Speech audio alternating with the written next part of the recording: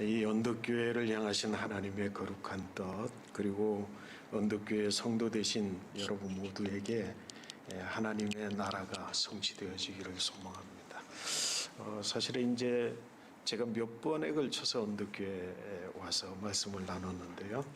잘 기억 못하시는 분들이 계시리라고 생각됩니다. 제가 영국에서 공부할 때 유학생으로 와서 설교를 했고, 다시 돌아와서 목회를 하는 동안에 목사로서 또 설교를 했고요. 그리고 이제 지난번에는 우리 캐나다에 가서 선교사로 있을 때 선교사로서 말씀을 전거했습니다. 이번에는 이제 서울신학대학교에 교수로 와서 말씀을 전했습니다. 사실은 이제 올 때마다 신분이 막 바뀌어요, 그죠? 신분과 지역과 상황이 많이 바뀌지만 제 마음속에 언덕교회를 향한 제 나름의 마음, 그것은 바뀐 적이 없습니다. 여러분, 언덕교회를 향한 기대를 우리 주님도 가지고 계시겠지만 또 다른 사람, 다시 말해서 언덕교회 멤버가 아닌 분들도 동일하게 언덕교회를 향한 마음과 그리고 기대를 가지고 있다는 것 우리 기억하시면서 성공적이고 또 아름다운 신앙생활 하시기를 소망합니다. 저는 이제 오늘 본문의 말씀을 통해서 너희 생각에는 어떤 것이 옳으냐, 무엇이 옳으냐라고 하는 주님의 말씀을 중심으로 해서 이 시대에 주어진 하나님의 말씀, 또 이 시대에 우리는 그 말씀을 어떻게 받아들일 것인가에 대한 고민을 저와 여러분들이 함께 좀 나누었으면 좋겠습니다. 오늘 이제 마가복음 3장 1절 말씀, 요 이전의 말씀에 사실은 안식일에 대한 또 다른 논쟁이 있었습니다. 마가복음 2장 말씀 끝부분에 보면 예수님께서 밀밭 사이를 지나갈 때 제자들이 이 밀밭을 길을 내면서 밀을 따서 손으로 비벼서 먹는 일이 있었죠, 그죠? 그때의 바리새인과 또 서기관들이 질문을 합니다. 어찌하여 당신의 제자들은 안식일날 하지 못할 일을 합니까? 이제 그렇게 질문을 했고, 예수님께서는 너 이제 다윗의 이야기를 들어보지 못했느냐, 그렇게 이야기를 하면서 제일 마지막 말씀이 뭐냐면 인자는 안식일에도 주인이다, 이렇게 이야기를 하셨어요.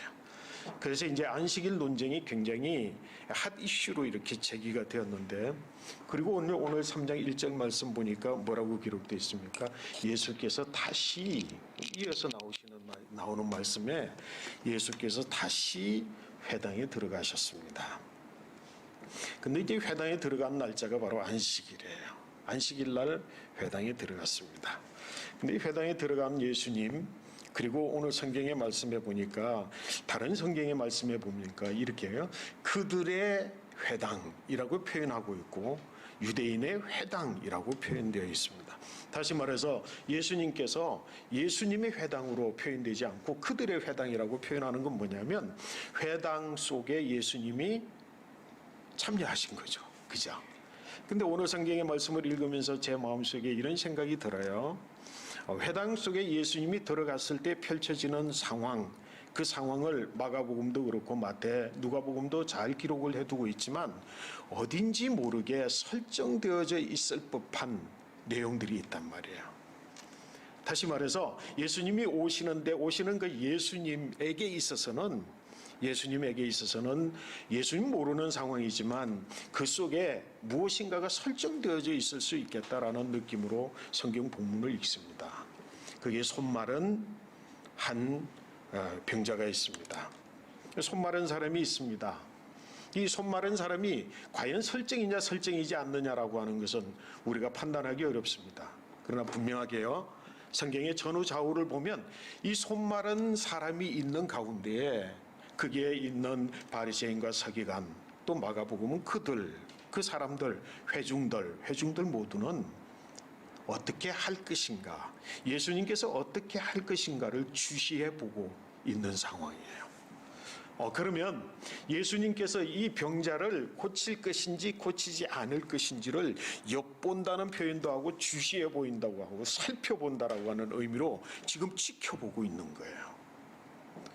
여러분, 이걸 보면 분명히 설정되어져 있을 수 있는 어떤 가능성들을, 뉘앙스들을 가지고 있지 않겠습니까?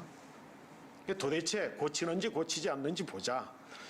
또 전절에 있는 전번에 있었던 지난 안식일에 있었던 이야기들과 연계선상에 둔다고 한다면 더욱더 이 설정의 부분은 굉장히 더 그죠? 가능성이 높은 거예요.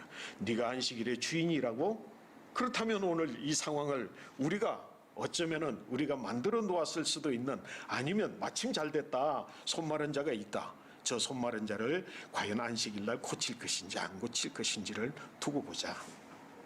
근데 성경의 말씀에 보면은 그들이 고발할 무엇인가를 찾고자 하여 두고 보다는 거예요. 굉장히 뭐라고요? 설정의 의미가 더 깊어지는 거예요. 그죠? 그렇지 않습니까? 야, 고발할 내용에 무언가를 찾고자. 만약에 뭐라고요? 고치지 않으면 아무 일이 없습니다. 문제될 게 아무것도 없어요. 문제 삼을 수 있는 게 없어요. 문제 삼을 의도를 가지고 있지 않아요.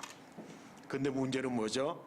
만약에 고치기만 한다면 이건 심각한 문제가 되는 것이고, 그들의 목표, 그들의 목적에 합당한 행동을 하는 것이고, 그것은 곧 고발로 이어질 수 있는 행동이에요. 그죠? 예, 그런 상황이 지금 벌어져 있습니다. 예수께서 다시 회당에 들어가시니 한쪽 손 마른 사람이 거기 있는지라 사람들이 예수를 고발하려 하여 안식일에 그 사람을 고치시는가 주시하여 있거늘. 이 상황에 들어가신 예수님이 다른 성경 복음서에 보면 아시고 그랬어요. 무엇을 아셨을까요?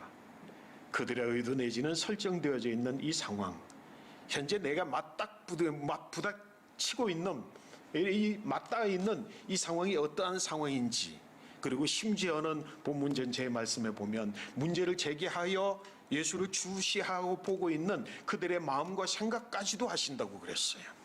맞습니다. 우리 주님은 그런 분이십니다. 그는 하나님의 아들이실 뿐만 아니라 그는 하나님이시기 때문에 하나님 분명히 아십니다. 근데 오늘 성경의 말씀에 보면 여기에 이제 문제될 수 있는 부분은 그들의 회중들은 어떤 생각을 가지고 있는 거죠? 만약에 고치면 문제예요. 고치지 않으면 아무런 문제가 안 되는 겁니다. 여러분, 우리가 이 땅에 살면서, 우리가 살아가면서 그리스도인으로서, 아니면 성숙한 한 사회인으로서, 아니면 인간다운 인간으로서 우리는 이런 사고의 틀 속에서 우리의 현실을 살아가고 있는 사람들이 의외로 많다는 거죠. 해서는 안 되는 일에 대하여서 하지 않으면 아무 문제가 되지 않는다라고 생각하는 거예요. 그죠? 우린 그렇게 살아오고 있습니다. 그렇게 선택하고 있어요. 그래서 그렇게 그 기준에 따라서 우리는 행동을 하고 있습니다. 오늘도 저들이 바라보는 건 뭐예요? 이거는 해서는 안 될 일, 하면은 문제가 되는 일, 그래서 하지 않으면 아무런 문제가 되지 않는 그런 일, 이런 사고 가치관, 이런 어떤 사고의 틀을 가지고 지금 예수님을 고발하고자 하여 바라보고 있습니다.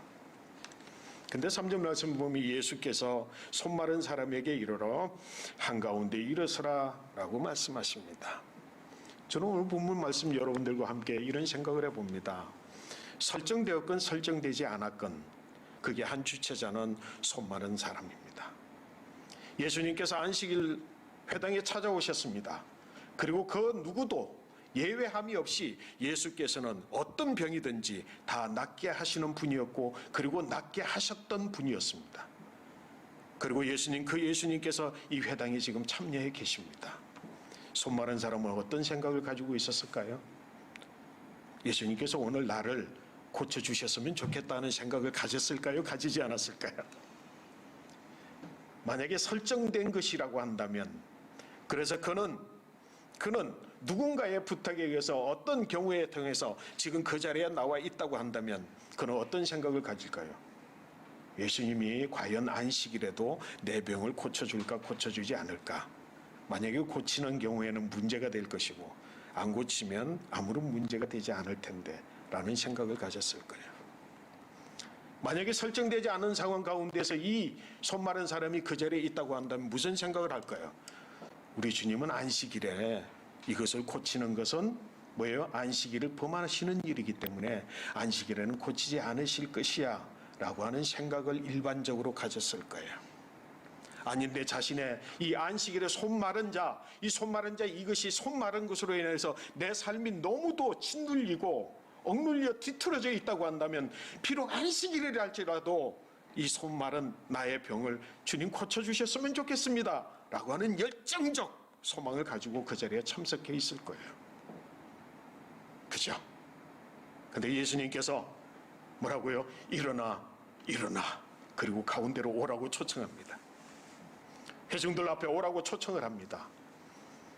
과연 이 한 사람 내가 손마른 자라고 한다면, 그리고 나는 유대인이라고 한다면, 유대인 어느 누구도 그렇지지 아니하는 안식일에는 이 일을 할 수 없다라고 하는 일반적 통념 속에, 일반적 규율 속에, 여기서는 율법 속에 갖추어 그 율법을 지키는 사람들이 모여있는 회중 가운데 그는 일어나 한 사람으로 회중 앞에 섰습니다. 그러면 예수님께서 고치실 것을 기대하고, 아니면은 도대체 주일날, 안식일날, 죄송합니다, 주일이 아니라 안식일날 고치지 못할 일이, 틀림없이 고치지 못하는 일인데 왜 나를 불러 일으키셨을까, 가운데로 오라고 하셨을까 라고 하는 질문을 가질 만한 점에 예수님이 그에게 질문하지 않습니다. 오늘 4절 말씀에 보면 그들에게 이르시되, 그들에게 질문하십니다. 어떤 질문을 하십니까? 안식일에 선을 행하는 것과 악을 행하는 것, 생명을 구하는 것과 생명을 죽이는 것, 어느 것이 옳으냐라고 질문합니다. 여러분, 우리가 예수 믿는 건요, 하나님 믿는 것, 아주 자주 내가 가지고 있는 일반적인 생각 속에 충격으로 다가오는 주님의 말씀들이 있습니다. 내 생애 전체를 다 통과를 해서 주님의 말씀을 맞다, 이 말씀을 정말 내 일상적인 삶으로 용인하고 받아들일 수 없을 만한 말씀들이 성경 속에는 얼마나 많은지 알 수가 없습니다.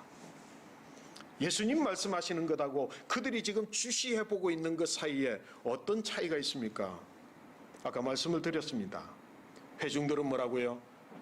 예수님이 손마른 자를 고치지 않으면 아무런 문제가 없는 일이에요. 그죠? 그래서 우리는 행하면, 아니면 행치 않으면 이라고 하는 통념을 가지고 있는 사람들에게 예수님 분명히 말씀하십니다. 안식일에 행하는데 선을 행할 것이냐, 악을 행할 것이냐. 다시 말해서 안식일에 행하는데라고 하는 예수님이 전제를 두고 있는 이 전제가 이미 율법을 파괴하는 거라고 여겨지는 거죠. 율법을 도전하는 거라고 여겨지는 거예요. 근데 예수님은 그거를 지금 문제 삼지 않습니다. 뭐라고요? 당연히 행해야 된다라고 하는 거예요. 여러분, 안식일에 행하면 문제가 되고 행치 않으면 아무 일이 없다라고 생각하는 이 생각을 가지고 있는 회중들에게 지금 예수님이 질문하는 것은, 안식일에 행하는 건 분명히 맞아. 그런데 선을 행할래, 악을 행할래? 다시 말해서 이 병든 자를 고치는 것은 선을 행하는 일이고 고치지 않는 일은 악이야 라고 말하는 겁니다. 우리가 괜찮다라고 생각하고 우리는 괜찮은 영역 속에 두고 우리가 모두 행치 않으면 아무 문제가 안 된다고 생각하는 부분에 대해서 예수님께서 뭐라고 해요? 이 일을 너희가 행치 아니하면 그 자체가 바로 악이라고 말하는 거예요. 고치는 것은 선이고 고치지 않으면 문제가 안 되는 것이 아니라 악이라고 하는 겁니다. 여러분, 저는 이제 우리 언덕교회에 계시는 분들이 상당히 고민을 많이 하고 신앙의 본질을 찾아서, 그리고 무엇이 진짜인지 무엇이 아니면 참이 아닌지에 대한 고민과 여러 가지 생각들을 가지신 분들이 모여있는 교회라고 전 그렇게 분명하게 생각하고 있습니다. 여러분 어떠신가요? 예수님 말씀하시는 바에 대한 여러분 충격이 있습니까?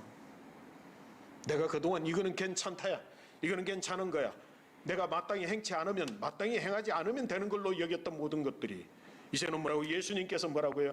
마땅히 행해야 되는 일이야 그 일은. 그런데 선을 행할래, 악을 행할래 라고 표현하는 겁니다. 안식일을 고치는 것 자체가 불법이라고 여기는 그들에게 안식일에 고치는 건 행하는 건 당연한데 선을 행할래 행치 않을래라고 표현하고 있습니다. 그러면서 뭐라고요? 예수님 말씀하십니다. 안식일에 선을 행하는 것과 악을 행하는 것, 그리고는 뭐예요? 생명을 구하는 것과 생명을 죽이는 것이라고 했어요. 다시 말해서 마땅히 행해야 될 일을 행치 아니하면 괜찮다가 아니라 마땅히 행할 일을 행치 아니하면 그 자체가 악이다라고 하는 거죠.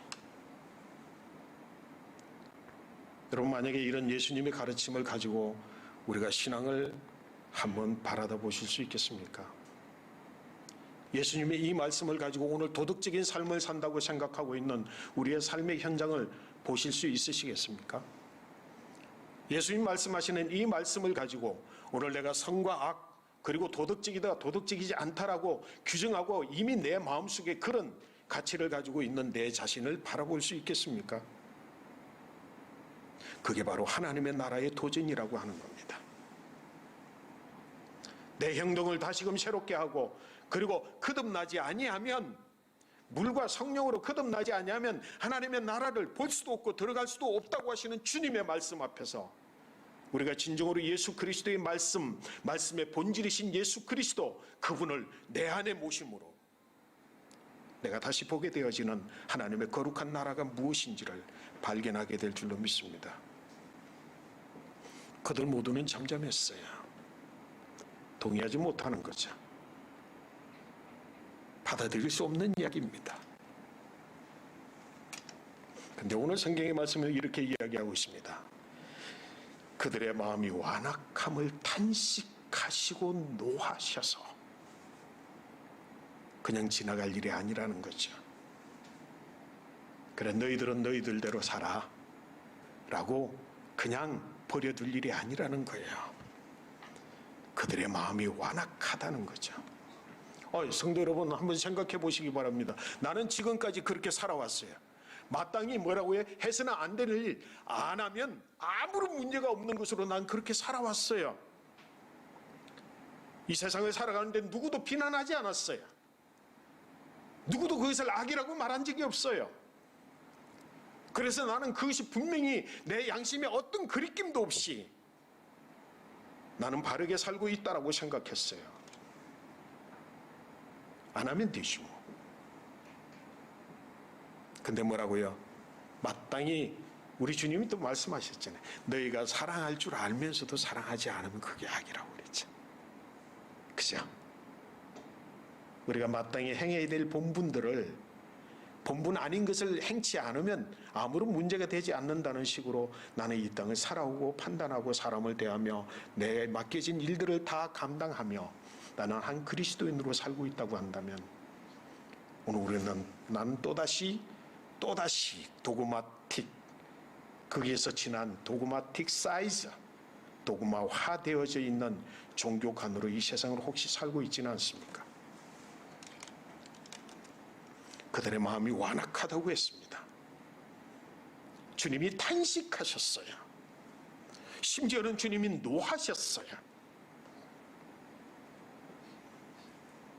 그리고 그들을 둘러보시고 그 사람에게 이르시되 내 손을 내밀라. 내 손을 내밀라. 그리고 그 손을 고쳐주셨습니다. 저는 오늘 이 본문의 말씀을 읽으면서요 조금 더 다른 생각을 한번 해보았습니다. 자, 여기 앞에 나와 서 있는 한 손 마른 사람은 물리적인 병을 가진 사람이에요. 그죠? 물리적인 병, 신체적인 병을 가진 사람이에요. 그런데 지금 예수님이 보고 있는 회당 안에 있는 모든 유대인, 그 중에서도 특별히 예수를 고발하고자 취시하여 보고 있는 바리새인과 사두개인 그들의 마음은 이 물리적 병을 가지고 있는 손마른 사람보다 그들의 영혼이 손말라 있는 거죠. 우리 주님은 이 한 사람을 회중들 앞에 내세움을 통해서 너희들의 자신들의 심적인 상황, 너희들의 영혼의 상태, 그리고 너희들의 인간으로서의 너희들의 서로 가치관의 상태, 그것은 뭐예요? 손마른 병을 가진 자라는 거예요. 우리 주님은 이 땅에 육신적이고 물질적인 어떤 것을 고치고 수정하는 것으로 끝나는 것이 아니라 이 땅에 하나님의 나라를 성취하러 오셨습니다. 완악하여 지금 주님을 고발하고자 보고 있는 그들의 심령과 영혼은 바로 여기에 서 있는 손마른 자보다도 더 심각한 병에 걸려 있는 그들. 죄송합니다. 오늘 우리의 신앙이, 오늘 우리의 교회가, 오늘 그리스도인의 가치관이 이 회당 안에 있는 유대인과 같지 않을까요? 철저하게 우리 주님은 그들을 보시며 그들의 완악함을 보시고 탄식하십니다. 그리고 분노하십니다. 치유하시기를 원하십니다. 회복되기를 원합니다. 오늘 우리 한국교회 성도들의 신앙, 그 신앙의 문제는 오늘 이 안식일에 일어났던 한 사건, 그 속에 있음을 우리는 부인할 수가 없습니다. 사랑하는 성도 여러분, 이 땅을 우리가 살면서 신실되게 살기를 원하고 더 도덕적으로 더 온전하고 더 성숙한 그리스도인으로 살고 그렇게 살기를 원하여서 수고하고 애쓰는 우리 중에 우리는 우리도 모르는 사이에 손마른 병과 같은 우리의 병, 영적인 병을 가지고 있다고 한다면 어떻게 되겠습니까? 그 사실은 우리 주님이 이 땅에 오셔서 이 땅에 이루시기를 원하시는 하나님의 나라가 그대로 성취될 것이라는 기대를 쉽게 가질 수는 없습니다. 그죠? 이 도전 앞에서 예수님께서 행하신 그 일을 통해서 어떤 사람이 회개하고 어떤 사람이 돌아왔다고 한다면 참으로 아름다운 일일 것이지만 오늘 성경은 우리의 기대하는 만큼 그렇게 서술적으로 이어나가고 있지 않습니다. 내 손을 내밀라 하시니 내 밀매에 그 손이 회복되었더라. 그리고 6절 말씀, 바리새인들이 나가서 곧 헤롯 땅과 함께 어떻게 하여 예수를 죽일까 의논하니라. 오늘 이 성경 말씀 6절 말씀에 보면요, 바리새인들이 나가가지고 누구와? 헤롯 땅과. 사실은 바리새인과 헤롯 땅은요 스스로 서로 그렇게 긴밀한 관계가 아니에요. 친구 관계가 아니에요. 무언가를 의논해서 무언가를 이룰 수 있는 그런 관계가 아니에요. 그런 관계가 아니라고요. 어쩌면은 뭐 적이라고 할 수는 없지만 적에 가까울 만큼이나 거리가 있는 사람들이에요. 무언가를 합하여서 의논해서 무언가 뜻을 같이 해서 무언가를 이룰 수 있는 대상들이 아닌 그들임에도 불구하고 그들은 예수를 죽일까 하는 문제를 두고는 그들이 연합하는 거예요. 헤롯 땅과 함께 연합하여서 뭐라고요? 예수를 죽이는 겁니다. 하나님의 나라는 언제나 이 세상에서 죽임을 통해서 하나님의 나라가 성취되는 것을 우리가 볼 수 있습니다. 예수를 죽일까 하는 문제에 바로 시초가 된 것은 바로 너희의 생각에는 무엇이 옳으냐라고 하는 질문, 거기에서부터 시작되었다라는 사실을 우리는 깨달을 필요가 있습니다. 제가 감히 여러분 묻습니다. 여러분, 언덕교회 성도 여러분, 여러분의 생각에는 어떻습니까? 여러분의 생각에는 안식일날 율법을 범하고도 마땅히 행해야 될 선에 대하여서 우리는 행치 아니하면 아무런 문제가 없다라고 우리는 지나쳐온 수없이 많은 발걸음들이 우리의 삶 자체를 규정하고 있지 않습니까? 저 사람은 그런 사람이다라고 하는 속에 얼마나 많은 부분들이 이거는 아니면 행하지 아니하면 아무런 문제가 안 된다는 식으로 우리는 그렇게 인생을 살아오지 않았습니까? 오늘 이 순간에 이 말씀 앞에서 우리는 철저하게 이제는 뭐라고요? 마땅히 행해야 될 선이라면 행치 않으면 악이다라고 하는 이 단순한 말씀을 내 삶의 중심으로 가지고 하나님의 말씀이면 그 말씀이 바로 선한 것이라고 하는 사실을 우리의 마음속에 가진다고 한다면 예요 아니요를 분명하게, 사각지대가 아니라 회색지대가 아니라, 회색지대면 아무런 문제가 없다라고 해서 지나쳐버리는 것이 아니라 회색지대가 아닌 그곳, 회색지대인 그곳에서 너희의 생각에는 무엇이 옳으냐라고 하시는 질문 앞에 서 있는 그 주님 앞에 여러분의 삶을 다시 한번 재점검하는 그런 귀한 시간들이 됐으면 좋겠습니다. 저는 이제 언덕교회 성도 여러분들께서 여러 가지 부분에 있어서 일반적인 수준보다 높은 수준의 신앙을 추구하고 삶을 추구하고 선과 악에 대한 개념을 추구한다는 생각 때문에 저는 이 말씀을 하나님께서 주셨는지는 모르겠습니다. 다만 우리 언덕교회 무슨 말씀을 전거했으면 좋을까 했는데 이 말씀이 생각이 나서 저 여러분들에게 말씀을 전했을 뿐입니다.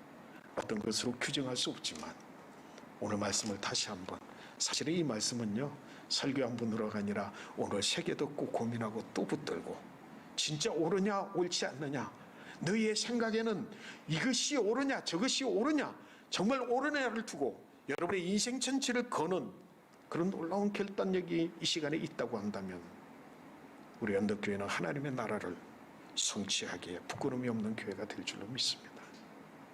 주신 말씀 기억합니다. 잠깐만 기도하겠습니다. 설교에 대한 질문을 받습니다. 혹시 질문이 있으시거나 혹시 올라온 거 있으면 말씀해 주시기 바랍니다. 유튜브에 질문 하나 남았어요. 예.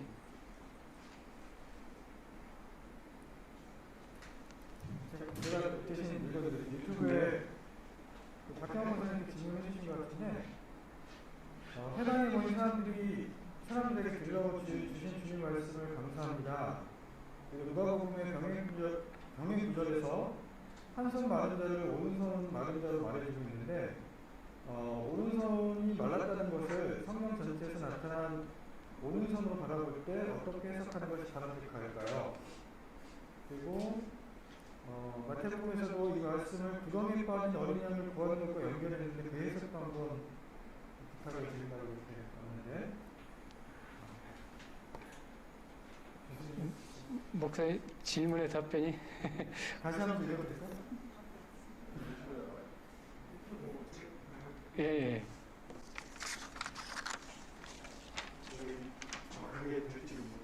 다시 한번.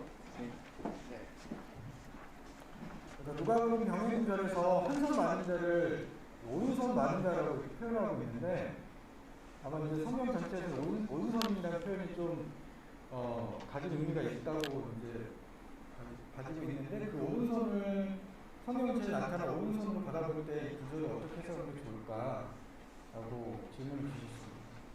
네, 우선 그거부터 좀 답변을 드리면요. 사실은 이제 오늘 본문의 말씀은 마태복음, 마가복음 그리고 누가복음에 표현되어 있죠, 그죠? 그래서 이제 마가복음에는 한 손 마른 사람, 마태복음에는 한 손 마른 사람 그렇게 표현을 하는데 누가복음에는 오른손 마른 사람 이렇게 이야기를 했습니다. 그래서 이제 사실은 이거는 이제 조금 어떻게 설명하느냐에 따라서 달라질 수 있겠는데 조금 이제 신학적인 어떤 의미를 두고 설명을 드리자고 한다면 우리가 성경을 기록되어 있는 연대들을 보면 아무래도 마태복음이냐 먼저가 마태복음이 먼저냐 마가복음이 먼저냐 이런 논란은 있지만 대체적으로 마가복음, 마태복음 그다음에 누가복음이 기록되어 있습니다. 근데 이제 우리가 일반적으로 볼 때는 그 마가복음은 베드로가 말씀을 전한 내용들을 마가가 기록을 했다고 보고 마태복음은 마태가 기록을 했다고 봅니다. 그럼 이제 마가복음은 베드로, 예수님의 제자인 베드로, 그죠? 그다음에 이제 마태복음은 예수님의 제자인 마태. 근데 이 누가는 여러분들이 잘 아시고 있는 것처럼 바울의 제자죠, 그죠? 그리고 누가복음은 한참 뒤에 적혀 있을 뿐만 아니라 누가복음을 기록할 때 뭐라고 이야기하느냐면 내가 이제 예수 그리스도에 대해서 생애에 대해서 기록함에 있어서 내가 직접 예수를 만난 적 없고 예수를 직접적인 자료를 가진 적이 없고 그래서 지금까지 쭉 내려오는 구전을 포함한 자료들 기록되어져 있는 자료들을 놓고 내가 이걸 가지고 예수 그리스도의 생애에 대해서 기록하고 있다라고 그래요. 그래서 이제 분명히 마태와 마가는 한 손 마른 자라고 이야기를 하고 있는데 누가는 오른쪽 손 마른 자라고 했는데 사실은 그 근거를 어디에 두고 영적인 의미를 어디에다가 두고 해석할 수 있을까라고 하는 질문은 사실은 답변하기 좀 어렵지 않나 싶은데 네, 그런 것 같습니다. 네. 네, 혹시 두 번째 질문 제가 정확하게 명확하게 못 들었어요? 네, 두 번째 질문도 마가복음에서 나타난 이 구절에서도 그런 구덩이에 빠진 어린양을 구하는 것과 연결되어 있는 것 같은데 구덩이에 빠진 어린양을 구하는 것과 안식일에 그 구덩이에 빠진 어린양을 구하는 일과 부분이 연결되어 있는 것 같은데 그걸 설명 부탁드린다고 하시나요? 질문을 조금 명확하게 해서 제가 듣는 귀가 약해가지고요. 제가 그걸 볼 수 있을까요? 보면은 명확하겠죠. 네. 좀 작은데. 네.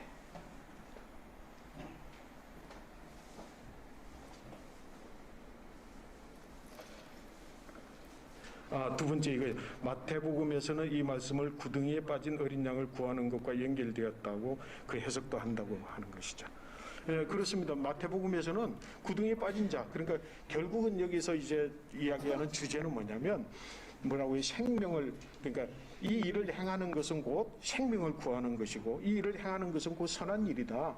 이걸 너희가 하지 않는 것으로 아무 문제 삼지 않는 거기에 대해서 그러니까 너 생명을 살리겠느냐? 아니면 이걸 구하겠느냐? 이제 이렇게 이야기를 한 거잖아요. 그래서 만약에 이제 안식일에 여기 표현하신 것처럼 안식일에 구덩이에 빠져 있는 어린 양인데 이 주일날 네가 안 구해도 되겠느냐? 똑같은 질문의 영역이라고 생각이 되어집니다. 네.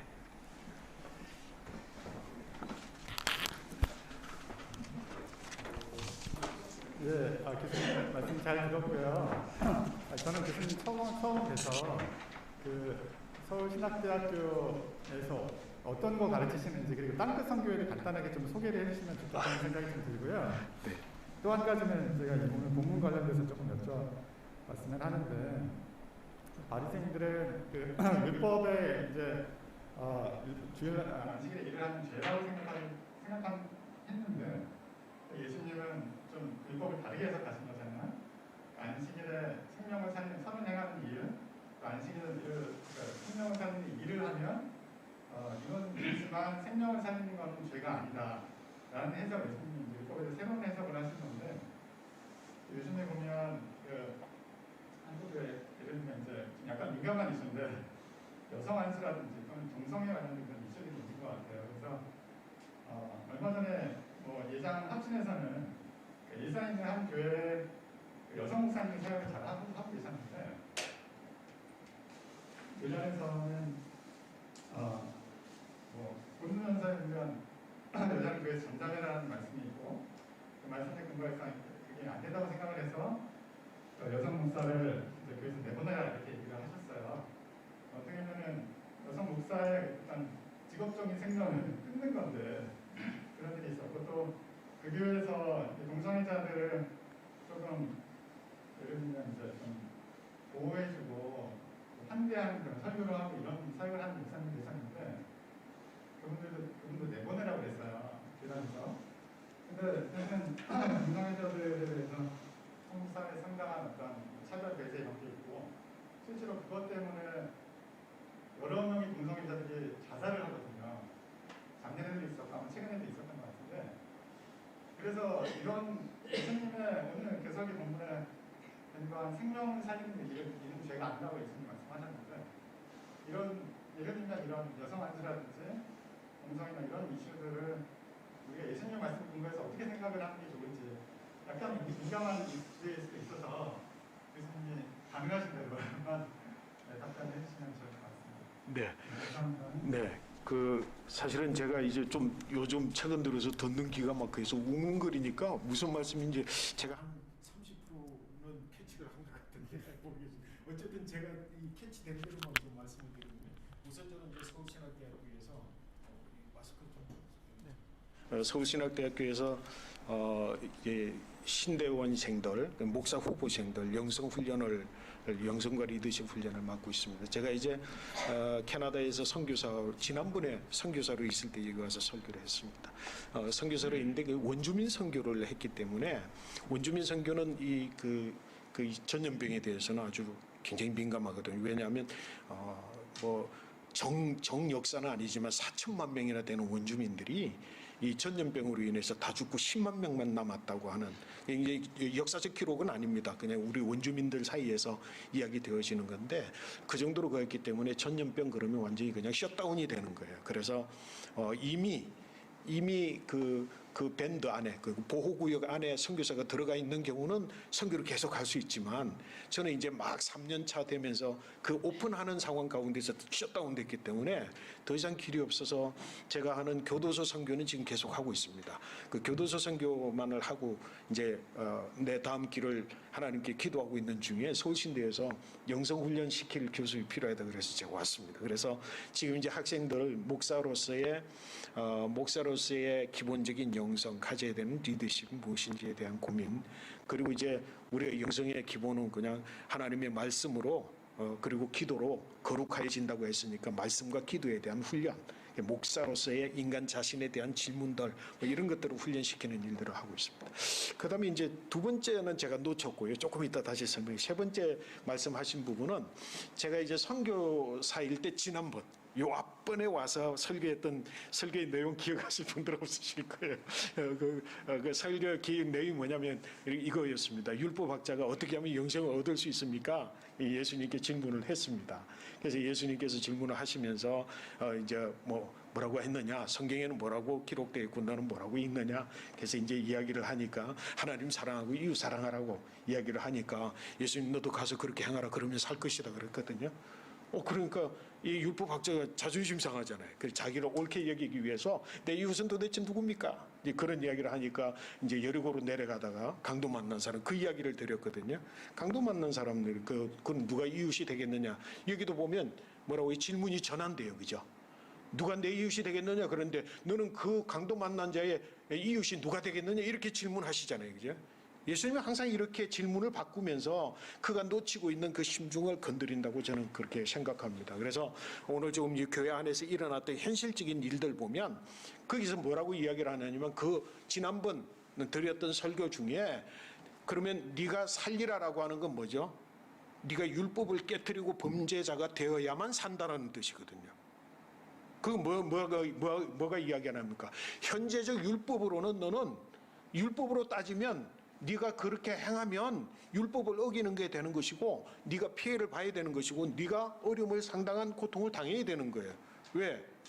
여러분 기억나는 이야기 있습니까? 제사장과 레위인이 피 묻은 자를 만졌으면 부정한 자가 되는 거예요. 그죠? 그래서 정결 의식을 거치지 않으면 다시금 자기의 일로 복귀할 수 없는 상황이에요. 그럼 너는 그 이웃이 되어주라는 건 뭐예요? 너는 그것을 감당하고 감수하고 다시 말해서 율법을 깨트리면서 범죄자가 되면서 너는 그것을 행하면 산다라고 하는 이야기죠. 굉장히 도전적이지 않습니까? 그렇죠? 오늘날 교회에서 일어나는 자꾸 큰 일들을 이 도전과 같은 말씀을 이루기 위해서 내가 범죄자가 될 수 있느냐? 교회가 나락에 빠지게 되는 아니면 고통에 빠지는 일을 감수할 수 있느냐 없느냐? 현실적으로 누군가가 무언가를 포기해야 되고 무언가가 감당되어야 되는데 그걸 감당할 수 있느냐 없느냐? 우리는 대체적으로 그걸 따지면서 뭐라고요? 의의를 포기해야죠. 한 사람을 지켜내는 것보다 한 사람이 나가는 게 공동체를 위한다라고 하는 것이죠. 그렇죠? 사실은 제가 선교사가 된 저는 이제 캐나다의 소망교회라고 제법 큰 교회에 청빙을 받아갔습니다. 그래서 6개월 동안 담임 목회를 했는데요. 그 담임 목사 자리를 내려놓았습니다. 담임 목사 자리를 내려놨는데 그 내려놓기로 작정하고 기도한 적도 없고요. 내려놓겠다는 생각을 한 번도 한 적도 없고요. 이건 내려놓아야 되겠다라고 하는 판단할 수 있는 어떤 다른 계기가 있었던 것도 아닙니다. 그런데 단 5분 만에 내려놓기로 결정했습니다. 왜 그러냐면 잠깐 이 이야기를 드릴게요. 지금 왜 그러냐면 그 교회에 원로 목사님 계셨고 27년 동안 혼자서 목회하시고 물러나셨어요. 제가 이대로 갔습니다. 그 원로 목사님의 상당한 지지를 얻고 있는 교회의 지도자. 우리 교회는 장로가 지도자가 아니라 기획위원회가 있었습니다. 그 기획위원회에 안수 집사 2분이 있고 다른 분들이 있는데 그 안수 집사 기획위원들 중에서 2분이 충분히 이해갈 수 있는 일이에요. 교회 재정이 여러 가지 상황이 필요하다고 여겨지는 일들이 있었어요. 그 일을 이루기 위해서 뭐라고요? 담임 목사에게 허락받지 않고 또는 그 기획위원회의 결정이 아닌데도 불구하고 두 사람이 작당을 해서 뭘 했느냐면 이 당회장실에 있는 서류가 있는데 그게 서류가 뭐냐면 무덤에 대한 서류예요. 그 이민교회는 무덤이 재산이거든요. 그래서 한 46구의 무덤이 있어요. 그래서 돌아가시는 분들이 있으면 그걸 이제 무덤을 가는데 그때 당시에 한 10,000불 내지는 15,000불 사이에 되는 그 무덤이 우리 46개 구역인데 그 서류들이 제 방에 있었어요. 근데 이 두 분이 그 서류를 몰래 훔쳐가지고 그 중에 한 사람의 이름으로 가면서 그 네 개 분의 돈을 교회 재정에다 넣어서 쓴 거예요. 여러분 이게 옳습니까? 틀립니까? 틀리잖아요. 그걸 제가 이제 문제 제기로 해서 그거는 안 된다. 원리로 돌리고 이거는 잘못됐으니까 너희는 지도자로서의 마땅한 리더십으로서 역할을 못했으니까 너희는 2년 동안 앞으로 2년 동안에 자숙하고 있다가 2년이 지난 다음에 다시금 리더십으로 복귀하라고 하는 판정을 제가 이제 말씀을 드리고 그걸 하는 과정에 문제가 됐어요. 그래서 총회장까지 갔어요. 그래서 제가 이제 그 문제를 두고 총회장과 이제 대면을 하는 시간에 슈퍼바이저하고 총회장하고 슈퍼바이저는 지방회장이라고도 하고 노회장이라고도 할 수 있겠죠. 그분하고 세 분에서 대화 나누는 중에 그분들이 요구하는 게 그거예요. 그냥 덮고 넘어가자는 거였어요. 그래서 이건 덮을 일이 아니다. 내가 덮는다라고 하는 의미에서 이거는 형사건이잖아요. 그죠? 사회에 고발하면 형사건이에요. 그죠? 그럼에도 불구하고 2년 동안의 리더십을 쉬면서 자숙하고 그 다음에 리더십 복귀하자는 이건 최소한의 부분이다. 근데도 그분들은요 그냥 넘어가세요. 왜 그러냐고 물으니까 그게 평화롭대요. 그의 분란을 일으키지 않고 평화롭게 지나가기 위해서래요. 나는 그게 평화가 아니라고 했습니다. 그리고 질문을 했습니다. 교회가 뭐냐? 그리스도의 몸. 하나님의 나라. 하나님의 나라는 의와 평강과 희락인데 하나님의 나라의 의가 성취되지 않은 평화는 온전한 평화가 아니다. 평화가 성취되지 않은 희락은 그건 온전한 희락이 아니다. 나는 그것을 몇 년 동안 지금 동안 목숨 바쳐 지켜왔고 그런 신앙관을 가지고 나는 목회를 하고 있다. 그리고 나는 이 교회의 당당한 담임 목사이다. 그래서 내가 이걸 제안하는데 총회가 총회의 권한을 내가 볼 때는 온전하지 못한 파워와 의의를 가지고 나를 강압한다고 한다면 이것은 교회가 아니다. 교회가 아니라고 너희들이 교회가 아닌 걸 아니라고 한다면 나는 이 자리에서 담임 목회직을 내려놓겠다고 내려놓고 나왔습니다. 근데요 대책이 없었어요. 내일을 어떻게 살 것인지 대책이 없었어요. 그래서 저희들이 선택한 거는 제 아내와 저희는 야간에 나가서 청소하는 일이었습니다. 그리고 하나님께서 길을 열어주신 것이 원주민 선교입니다. 우리는 이 땅에 살면서 교회가 어떤 것을 선택할 때에 이게 옳으냐? 그러면 옳은 것이면 옳은 것을 위해서 마땅히 함으로써 내게 지금 주어질 수 있는 범법자 내지는 수고 내지는 고통 포기라고 하는 것들을 감수하면서까지라도 내가 의를 지킬 수 있겠느냐라고 하는 그런 문제 아니겠는가라는 생각이